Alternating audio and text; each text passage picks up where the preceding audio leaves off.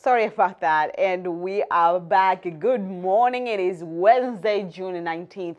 And we have a great show here for you. The news headlines, the weather report, and today in history. I have a lot of great videos for you. And today's show, we are going to talk about skip weight. Skip weight, whittling with skip weight at Echo Elizabeth and Son. Also, we are going to learn about metastatic breast cancer and hear from Barbara Bigelow.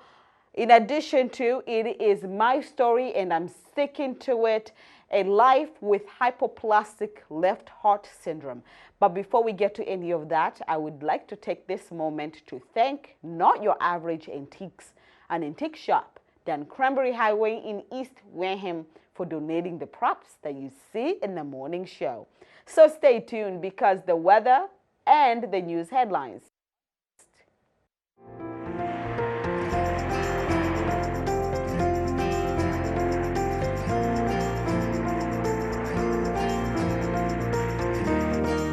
Well, Waterways is open, but it doesn't look like it's going to be a lot of fun there. And because of the clouds, it is warm out there. We are looking at 71 degrees today with low at 61, but rain is among us. Light showers will start tonight, which will continue to tomorrow morning with scattered thunderstorms arriving in the afternoon with high at 71 tomorrow and low at 62. So if you are looking to buy your Waterways ticket, I will hold on to that. Maybe next week is going to be a good week. So that's for the weather. Stay with me because the news headlines are next.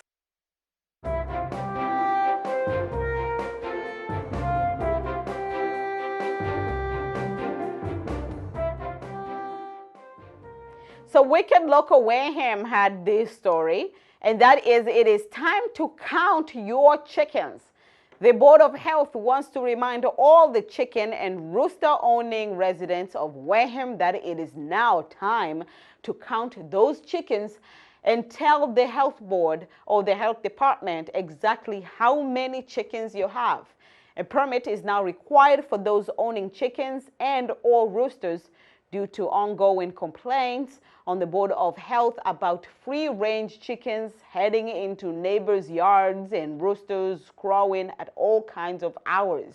The board announced its decision in the fall of 2018, and now the deadline is about 2 weeks away, and that is July 1st. The health department, working with the Department of Natural Resources, agreed to a fee schedule for violations of the town's poultry regulations, with the first offense being $50 to the third offense being $100. And to the second news of the day, that is in Boston, and that will impact all of us.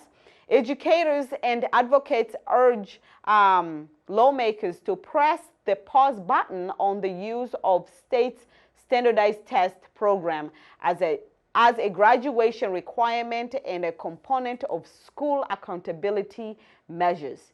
Bills filed by Representative Marjorie Decker and Senator Michael Rush would impose a 3-year moratorium on what critics describe as the high-stakes nature of the MCAS exam, temporary halt consideration of the results for graduation, accountability rankings, and teacher evaluations. In addition to the moratorium, the bills would create a grant program that would support districts in the development and piloting of alternative assessment models, and would direct the state auditor to audit the Department of Elementary and Secondary Education and its contract practices at least every 3 years. That's all for today's news. Stay with us, more to come.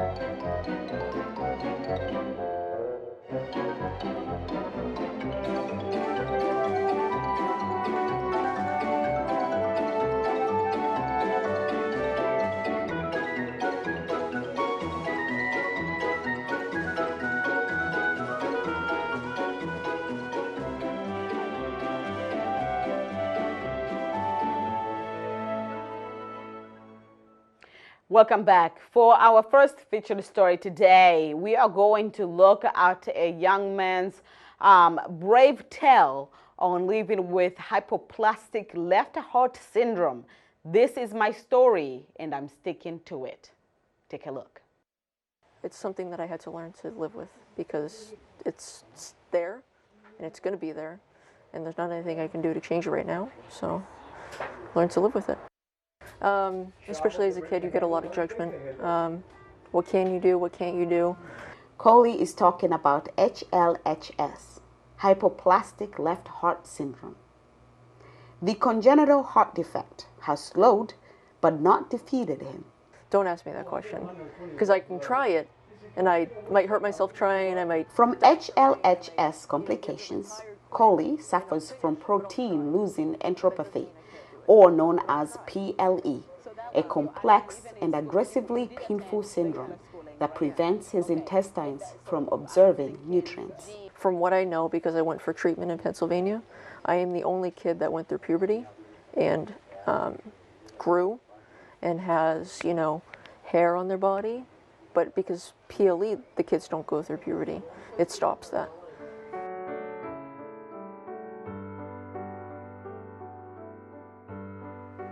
In his 23 years of life, Coley has had 3 open heart surgeries.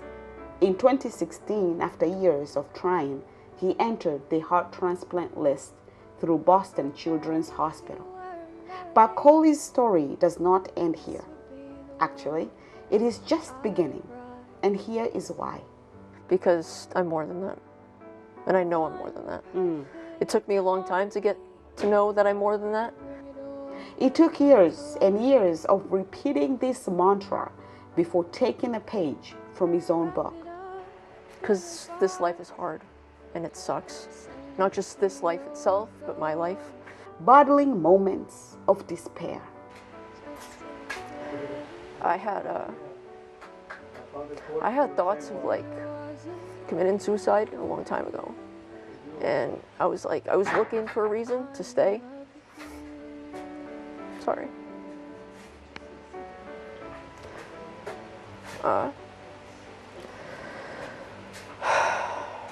Now, I'm sure you've had the moments of why me. Yeah. And so how do you reconcile with those moments? I think I'm very thankful that I'm the one that has it, and that it's not my sister, it's not you, it's not my mom, it's not my father. Because living in it, I can never see one of my siblings or family or friends or anyone in it. It's truly, it's a head game. Recently, Coley made the decision of taking himself off from the heart transplant list. My recent catheterization where they go and check the heart, I've always been too swollen, fluid-wise. From the PLE, my body holds on to too much fluid. To have them put in stents in my heart, where it's like these little coils that help the blood flow. They look like like sand timers. The procedure had proved successful. However, he still battles PLE, something that he doubts will be fixed even with a heart transplant. Now, do you ever rethink that idea. That is, okay, your heart is functioning accordingly at the moment, but things may change. And if you take yourself out from the list, Yeah.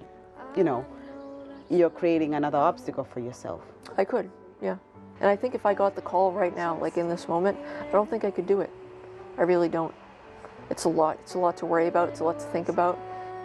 I would never want to. I would never want to be on the list and have me be called before someone else. I'd rather have it go to them, because they might want this opportunity more. They might need this more. What do your parents think about that? It's hard. Because they're like, we fought for you for so many years, for so long we fought for you. We fought for you to get here. It's like, yes, but you taught me. You taught me to get here, and we're all living here together, and I'm fighting for myself with you guys. But at this moment, I don't think it's what I truly need. If you were a melody, this would be the one I'd write. As you're telling your story, what do you want people to extract from it? I want people to extract that nothing can hold them back. It doesn't matter what you do or where you are in life, it's going to get better. It always will. You just have to believe it. And faith is hard sometimes. Faith is wicked hard to have. When you're staring at the end of the tunnel and there's nothing there, you can't see any further. And I had a really good support system to tell me, get through it, see what's there.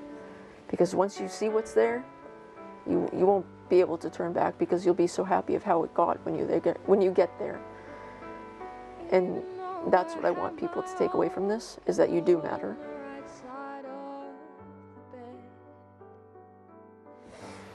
But yeah, that's my story. I'm sticking to it. What a brave young man. And you can see that video. You can rewatch it again on our Facebook page. That is Wareham Community Television Facebook page. And also soon it will go on our YouTube page, Wareham Community Television on YouTube. And we will also be playing on our TV. And now moving on to our second featured program of the day, and that is Living with Metastatic Breast Cancer, Barbara Bigelow's story. In one short sentence, Barbara Bigelow sets the record straight. I'm a badass. True, given that 13 years back, she battled cancer and won. And, you know, I went through the whole lumpectomy, radiation, chemotherapy, horrible year of treatment, and I finished. I thought I was done. But then, in 2015... 13 years later, my back was killing me, and I called my back surgeon, and he said, get an MRI and come in and see me. They found a tumor behind her kidney that turned out to be metastatic breast cancer. Stuff. And hey, by the way, there's this mass over here under your kidney. And she was looking at a prognosis of 24 to 36 months. That was just a reminder that you have to live in the present and not postpone things, because you just don't know what's going to happen. Barbara's story takes me to the University of Massachusetts in Boston to speak to Dr. Jill McCosker. Dr. McCosker is a professor of biological sciences and the director of personalized cancer therapy, a joint program by the University of Massachusetts Boston and the Dana-Farber Harvard Cancer Center. She says metastatic breast cancer is when the cells actually mutate, and they mutate in such a way that they actually change their identity and become almost like another cell type that's very motile. It's called epithelial mesenchymal transition, and it's been very well documented. And actually that's how cells can leave, say, the primary tumor, and they'll travel through the cells will travel through the lymphatics or the bloodstream to a distant site and establish there as another tumor focus. A National Cancer Institute study published in 2017 that looked at the prevalence of metastatic breast cancer estimated that Metastatic breast cancer is on the rise. The study also shows that despite the poor prognosis of metastatic breast cancer, survival of women initially diagnosed with the disease has been increasing, especially among women diagnosed at younger ages. Early detection being a pivotal factor, though it doesn't guarantee a cure. With men, unfortunately, because they're not expected and they don't have a culture of examination for breast tumors, survival's a bit worse, and it's because they're caught later. Treatment for metastatic breast cancer is lifelong and focuses on controlling the disease. Barbara was diagnosed with a rare form of metastatic breast cancer, a triple-negative breast cancer. What it means is that we don't have any receptors to target because we're triple negative. So the chemotherapies and treatments that are available are for other types of breast cancer, not mine. Although she understands what metastatic breast cancer is, It's a fatal terminal illness. she is however surprised of how little is being done towards fighting it, especially given that 114 men and women die every single day in the United States of metastatic breast cancer.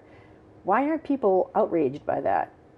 the lack of enthusiasm towards public outcry and funding she feels is due towards the stigma on metastatic breast cancer and its victims. I feel like we were marginalized. We're like dead people walking. People are like, well, you're stage 4, we're done with you, and kind of threw us out. With that, Barbara has been an avid advocate towards raising awareness and funds towards metastatic breast cancer research. She warns not to get distracted with the pink ribbons. You know, the big pink companies that do all the race for the cure, well, they've been racing for 40 years. They haven't gotten any further. And they don't really want to give money to us, and they have huge administrative costs and overhead. So that's one issue. And then the other thing that burns me is that in October, when you're in the supermarket and you see a can of green beans and it's pink for breast cancer awareness, and you buy it because you think somehow that's helping, that's for profit. She has chosen to support Mediviva. I was really impassioned by them because 100% of the money that Mediviva raises goes to metastatic breast cancer research, and it's the only nonprofit organization in the United States that gives 100%. So, this February, Barbara participated in New York Fashion Week in support of the nonprofit. She was one of the 23 models, the only one from New England, sashaying modeling lingerie made for women with breast cancer. The theme of the show was not just one, that we're not just one. The event raised more than $100,000 towards Mediviva and its endeavors in funding metastatic breast cancer research. Research that Dr. McCosker says it's crucial. We're not there yet. We can't save everybody. And so there's a lot of room still to do more research to develop new therapeutics that could be effective against tumors that don't respond to the ones that we already have. You decided on not million photographs. Well, we have 1 million photographs, right? Yeah. And so these are the only pictures I really have. Those are the surviving photos? This is me in Santorini, my favorite place in the whole world. This is Tim on top of Whistler in Vancouver, one of my favorite places. Kelsey in Spain, in Madrid, in the park. She did a summer there, and we went with her. And this is Bridget in New York City, and that's me and Kelsey walking away from her. So all these people that I worked with, and I love and adore, all wrote me these really cool letters. And Bridget put the pictures of the people in. That was the principal. As to how Barbara keeps her spirit high, I put my feet on the ground. I check the obituaries to see if I'm in it, and if I'm not, I'm good. from her personal experience with metastatic breast cancer, she works to inspire others. I want to give well, primarily women, because that's the majority, but I mean, I want to give women hope that when they get diagnosed with it, when they're told, like, you have stage 4 cancer and it's no cure, it's terminal. I want them to know that there is life after that and that they can have hope and they can go on and live. The takeaway here is that life is unpredictable. Your path goes in a different way. You take a left turn when you're thinking you're going to go right, and that happens. And I mean, the difference is, you could get hit by a bus tomorrow, but I'm standing in the middle of the street and I can see the bus coming for me. So it's just, you're living on a different level. Did you have a sit-down moment with your girls to let them know what this means? Maybe what will mean to them? They're not like that. They had to grow up in a world that most kids don't have to grow up in because they were exposed at such a young age to needles and IVs. And I mean, I'm glad you asked that question because I haven't thought about it, but as I'm talking about it, I realize I don't need to. They totally get this. At the age of 61 years old, Barbara Bigelow has a renewed focus. I want to say that I made a difference. Mm-hmm. And also my legacy is to leave behind my tumor samples and my blood and stuff that I've donated to the Broad Institute at MIT so they can continue to research.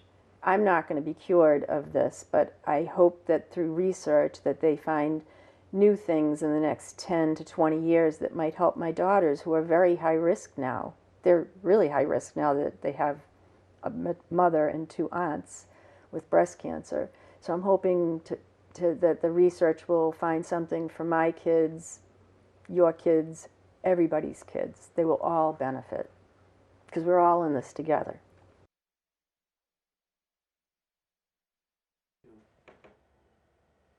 We're going to take a break and we'll be right back.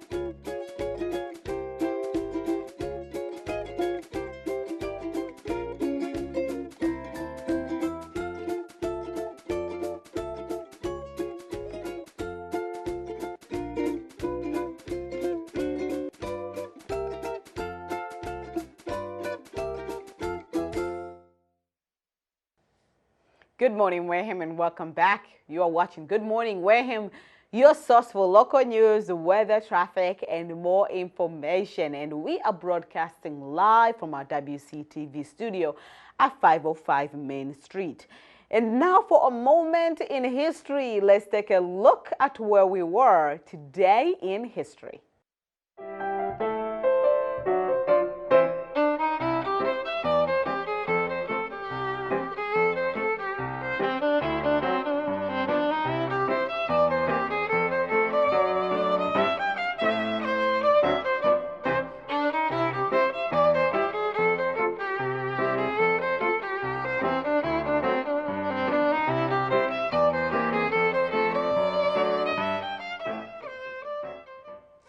You may not know it, but today is an important American holiday commemorating one of the most pivotal moments in the U.S. history.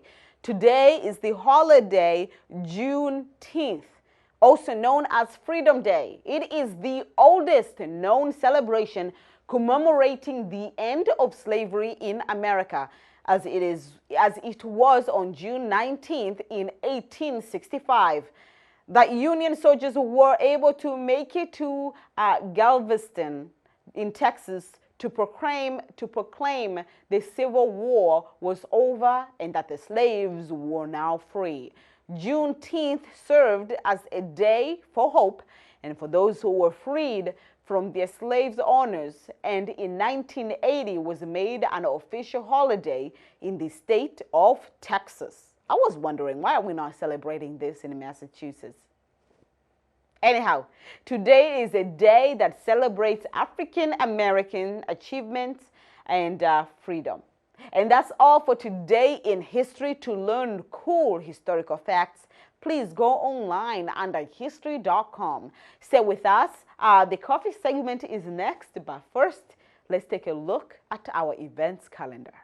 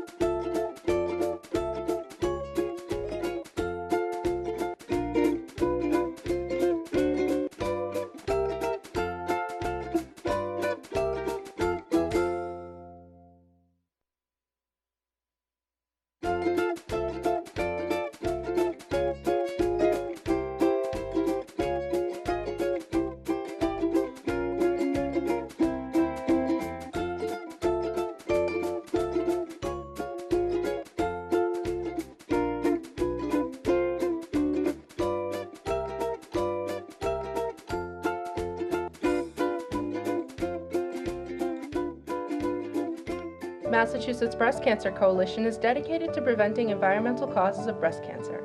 Please join us for our 2019 annual Against the Tide events at DCR's Hopkinton State Park on Saturday, June 15th, and at DCR's Nickerson State Park in Brewster on Saturday, August 17th. Participants can choose to take part in one or more of the following. Competitive choices include a 1-mile swim, USA Track and Field certified 5K or 10K runs, or 5K or 10K aquathons. Recreational choices include 1 or half-mile competitive swims, 3-mile fitness walk, 2-mile kayak, or half-mile paddleboard. All swim and run components are chip timed. Please support MBCC's goals to prevent breast cancer by registering or making a pledge today at mbcc.org/swim.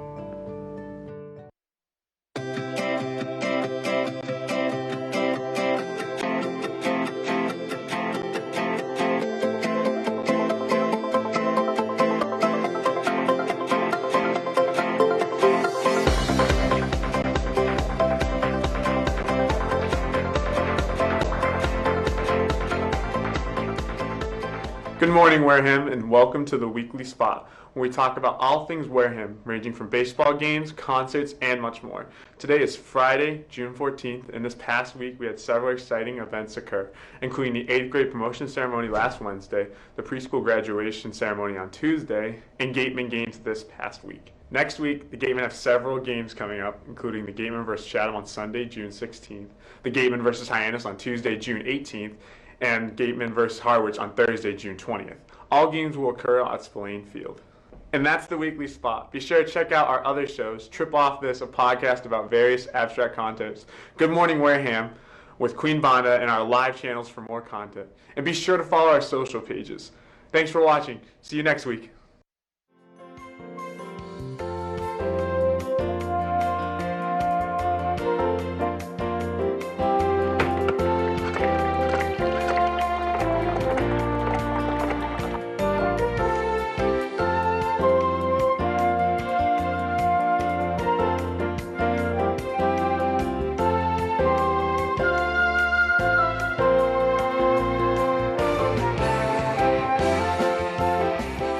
Good morning, Wareham, and welcome back. And now is the coffee segment. Today's coffee segment, we are going to be whittling with Skip White at Echo. That is Elizabeth and Company Home Offerings. Let's see what Skip has made for us today.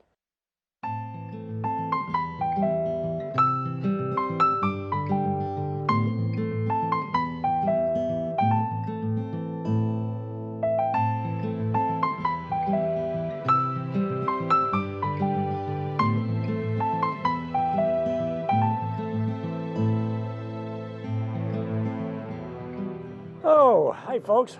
Welcome back to the new Echo, the old Tremont Nail Company down in Wareham, Massachusetts. I've done a lot of different things over the years, and I took up carving for the fun of it, whittling, carving, so on and so forth. And I have a lot of fun making things. And what I'm going to do today, I did 2 other shows. One was on making some birds, and one was making some flowers. And today, we're going to make a very simple walking stick, or cane, whatever you prefer to call it.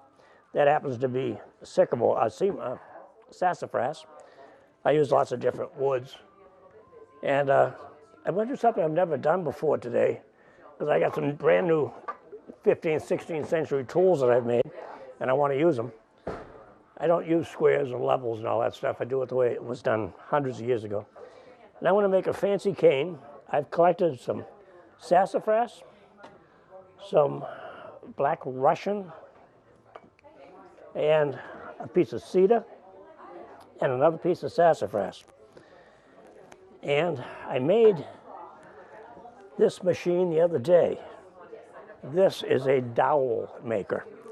We'll take this nice green wood, and I'll pound it down through there, and it'll come out here, and it'll be a dowel. And I'll show you how that works later, but we're going to get to work and start making ourselves a cane, walking stick, whatever you want to call it. Now I'm going to start off first with my piece of cedar. This cedar is a beautiful, beautiful red heartwood. See that red heartwood? I'm going to take that out of there, and then I'm going to start cutting it and getting pieces of beautiful red. Then I'm going to do pieces of this sassafras, which is beautiful white. And we're going to make a red and white, red and white, red and white cane using my pegs with my peg machine. So I think we're going to have a fun day. I'm ready if you guys are. All right, now let's do this. We'll put the vise up here.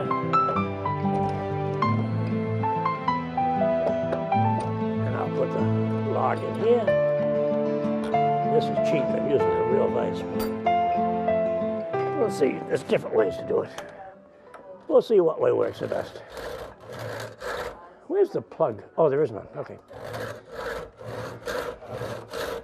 I don't like electric tools. I do use a drill.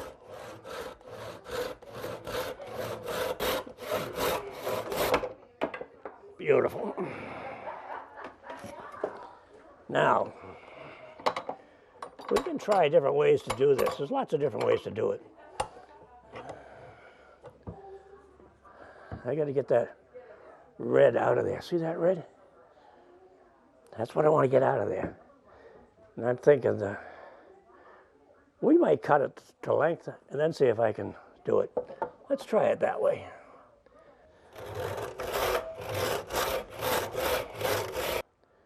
Well, well, well. Let's see. We may be doing this different than I thought we were going to do it. Let's see what we got. Look at that. Usually in the center of that, all the way through, we'll have a beautiful red. And this time we don't. So let's try doing this a little different than I was originally going to do. I'm going to put this right here.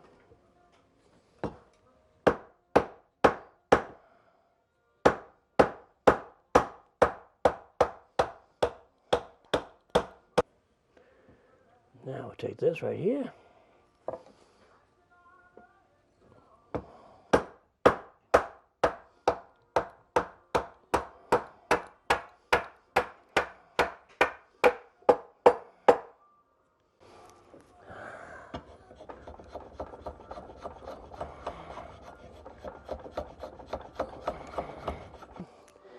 This is a dead tree I found out in the woods. It was dead. So it's pretty dry, in good shape. Now I'm going to do something I don't like to do. I have to use an electric drill. But we do what we have to do, right? So I'm going to put this in here. Get my electric drill out. And I'm going to make a little noise. Sorry about that.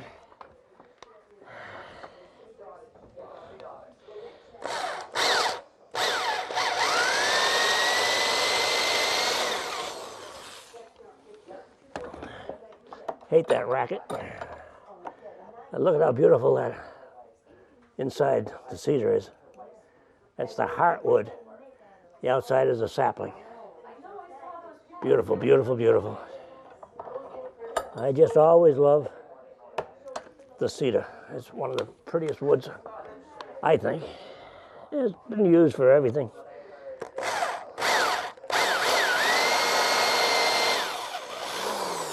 All right. Enough noise for a while. I don't like all that noise. Now, this is going to be kind of funny. Remember, I've never done this before, so we're going to get this, and I'm going to cut off a piece of it. Okay, just two of those. Remember, this has never been done by mankind before. So those are going to be the pegs. And I've got this piece of wood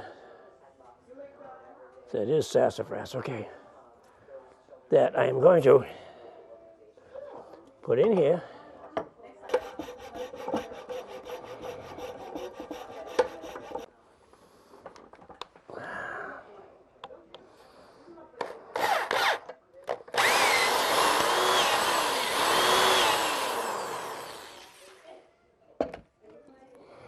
made enough noise.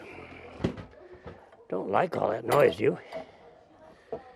Whew, okay, now we got that, and a piece of cedar. So watch what we're going to do now. I got to go set up another piece of equipment. Wait till you see this.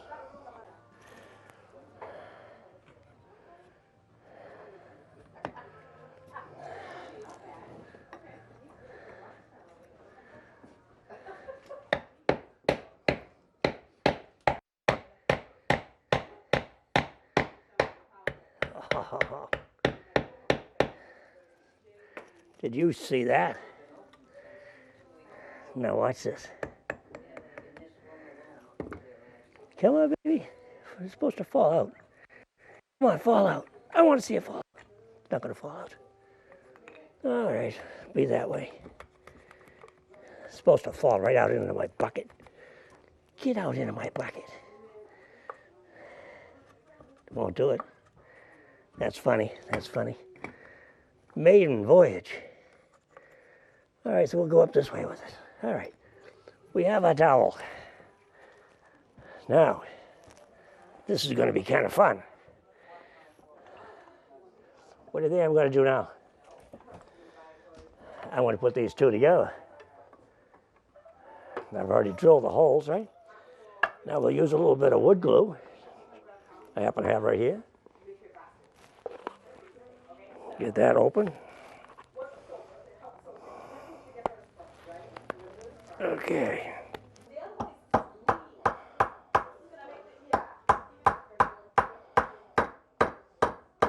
That's it, right down. Now, what we do, I'm going to see with my pencil, I put a dowel in here. I'm going to mark it.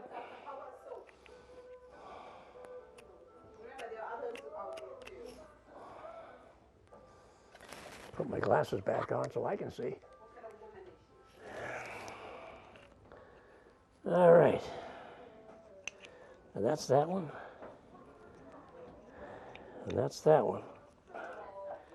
We'll cut that off.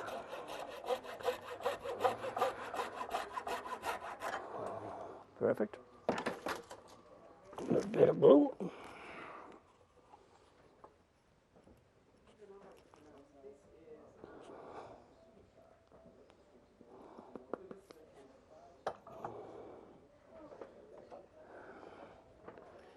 And a little bit of glue. Did I get the right one? Did I get the right one? Did you see which end I used? Isn't that funny? It's the right one.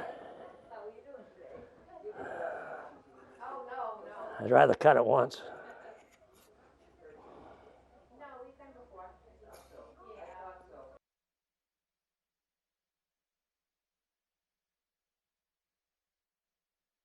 Now, I'll take this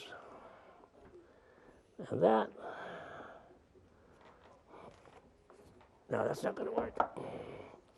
That's not, I like this way better, I think.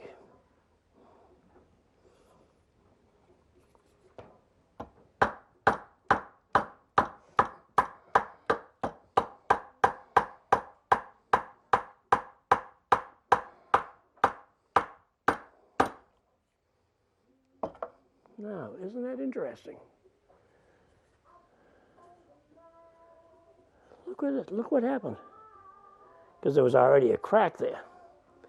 So what we do, in that case, this is simple. This is simple. That's why they make glue. So we just put a little glue in there, like that. Then, this magic potion here, called sawdust. And here,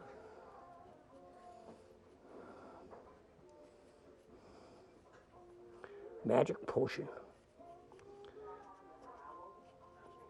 All right, now, I don't mind the crack anymore. Now, we'll put some more glue. See how this is not a good tight fit here? So what I'm going to do, Same thing. A little glue.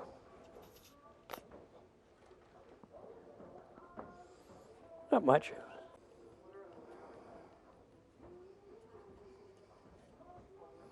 There we go. There we go.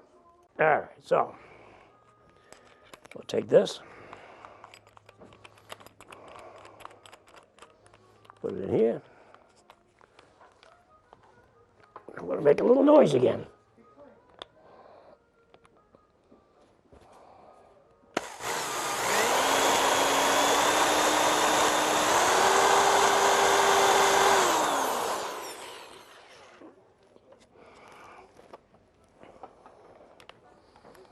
Now, do you think that that will ever come apart? The answer is no, it won't.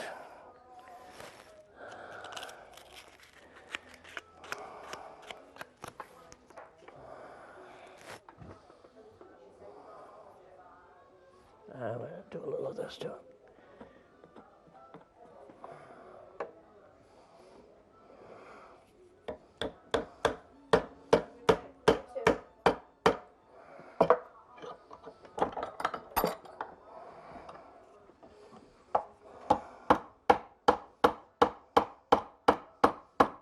When you hear it solid, that means you've gone far enough. Okay. And that is the beginning of our cane. Now we'll take another one of these and put it on this end. You get the picture? Not hard. I'm just using the stuff that I've got here. And we'll put this on there, so I'll drill that hole next.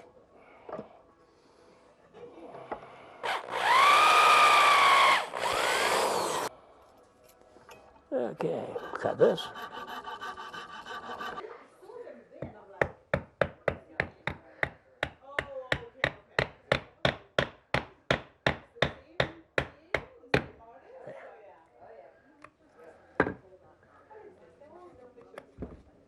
Come on, get out of there.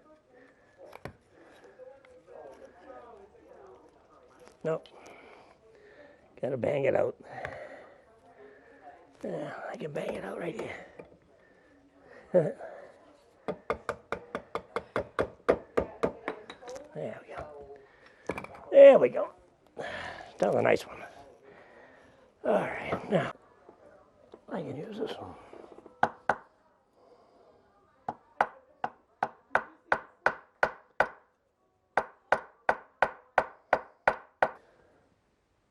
All right, now let's take this one. There's one thing we need, you know, glue. Don't forget the glue.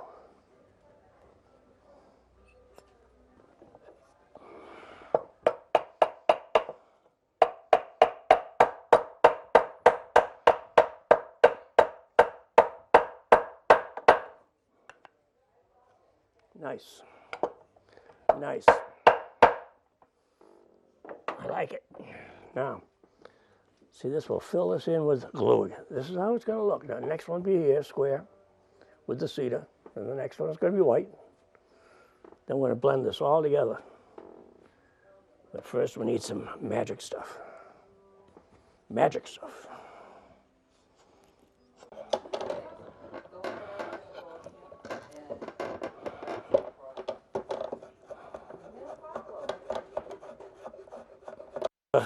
Get it all filled in the way I want it to be. Then when you shellac it, you can see the joint now. That's the idea of how it's going to look when it's done. It's going to be an interesting cane. I'll taper these the same as I did this one. And right now I'm going to get another piece of the cedar. So let's put that right there. Get another piece of cedar off of here. And I got to measure it. So we'll just make sure the cedar is the same length. So we'll cut it right here.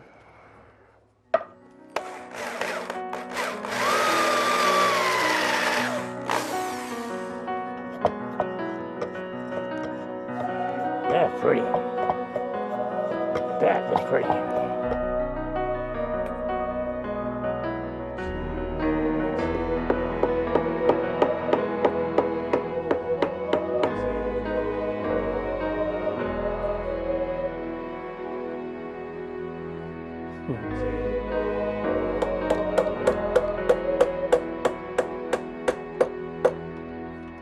Okay. I think we have a nice length here now. So the next thing to do is to get these all joined together nicely. So that's what I'm working on now. I like to do it mostly by hand. I like the hand tools. They're friendly to me.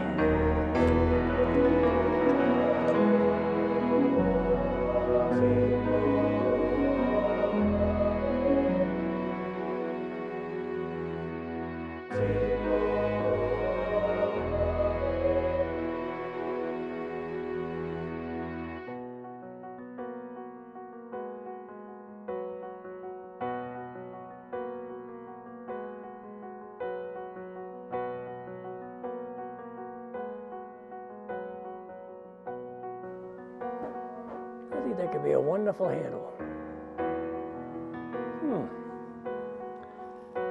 So I'm going to cut this off, and we'll decide what to do with it. Beautiful wood.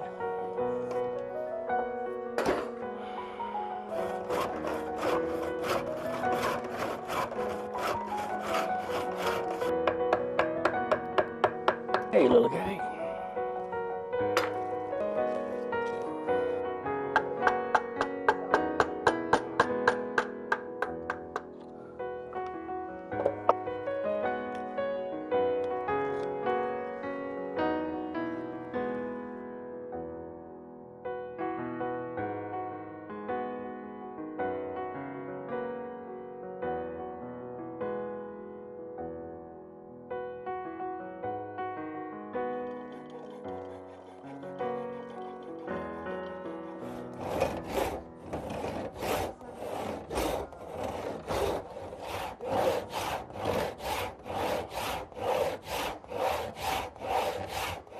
All right, now let me show you some canes that I've done.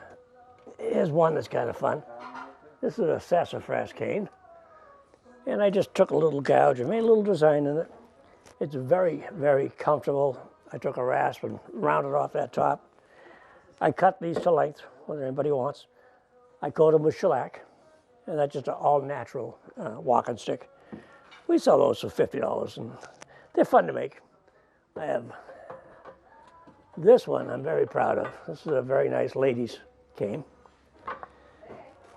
And I have food coloring on the raw wood, and then I shellac over it after I've done the woodworking. It's kind of a unique cane. And the top, this piece of wood comes right through the handle like that. And then it's fastened together. It's a nice rugged ladies' cane. I think that would be fun to walk around with. You can always whack somebody with it if you want to. And let's see. Oh, you want to have some real fun? I get tired making this one. Oak and acorns. Oak leaves, acorns. And then I did a sassafras handle on it also. Isn't that cool? We cut that to size, whatever length people need it at. What you do is you relax, stand the way you always stand, relax, then I'll measure to your wrist. When I hit your wrist, that's the length the cane should be. That's my oak leaf cane. Kind of cool, different. And there's also a little dragonfly on there. Again, that's food coloring I use. So if your dog starts to chew on this, it won't hurt him any. Okay, now, let me show you my sassafras wood spirit. Check that out. I put a little wood spirit in there so people can have some fun and have somebody to walk with. You don't have to walk alone. It's a good looking cane, I think. Again, that's a sassafras. Hope you like that one. All right, wait a minute, I got another one here. Look at this weapon. That's a piece of sassafras. This, believe it or not, probably doesn't weigh a half a pound or less. Looks like it's great big and bulky, but it's feather weight. Wonderful for walking around, and you can really lean on it. Very strong. Sassafras is a good, strong hardwood anyway. I took some food coloring, a little blue and green, and put it into my shellac, and then I shellacked it to get that color. A lot of wood is left on, a lot of the back I left it on purpose, you know. It's a beautiful piece, old piece of dead wood I found out in the woods. Look at this. I bet you've never seen one like this. I saw this in a magazine, and it's a thumb stick. That's how you use it. You lean, put your thumb in there, and it's so comfortable, it's ridiculous. If it had a bigger crotch on it, you could also put it under your arm, so you can just kind of hang around and shoot the breeze with somebody. They do this over in England. I never saw one before, but it looked like fun. And I thought I'd make one. I did make one, and it was fun. So that's it. And we're on Cape Cod, you know, Wareham. So I did what I had to do. I had to make a fish on a cane. I have a shark. I have a tuna. I have a plecostomus. And I have a, I don't know what it is, fish. That's not a plecostomus either. I'm just kidding you with that. But this is a fishy cane. This is mahogany. This is sassafras. And it's a very, very comfortable cane. When you put a handle on like this where your grain is going the wrong way, the grain is going like this, so it could very easily break. But not if you take a dowel and drill right straight through there and come out here. Now it can't break. I read that in that book with the thumb cane. So that's my fishy cane. If you like fish and canes, Echo is the place to come. Now, I saved the best for last because I enjoy having fun with people, and I think this is fun. You'll never walk alone again once you have one of these. Twins, yeah, me and my buddy. What do you think of that? I put the wood spirit on after I made the walking stick. This isn't a cane, this is a walking stick. And I always shellac them, that's what the finish is, it's on the canes. And they're fun, and I enjoyed making this one. And I hope you enjoyed the show today. Thank you for watching, I'll catch up with you later. Bye-bye.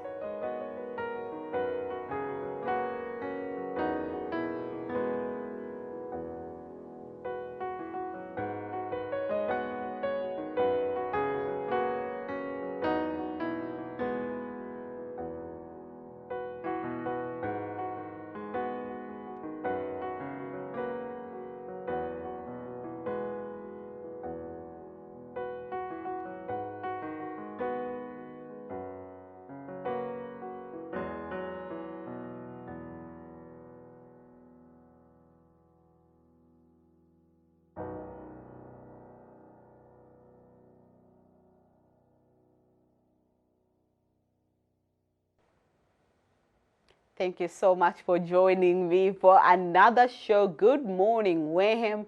And we were broadcasting live from our WCTV studio. This concludes our program for today. If you missed us, the show will re-air this evening at 6 p.m.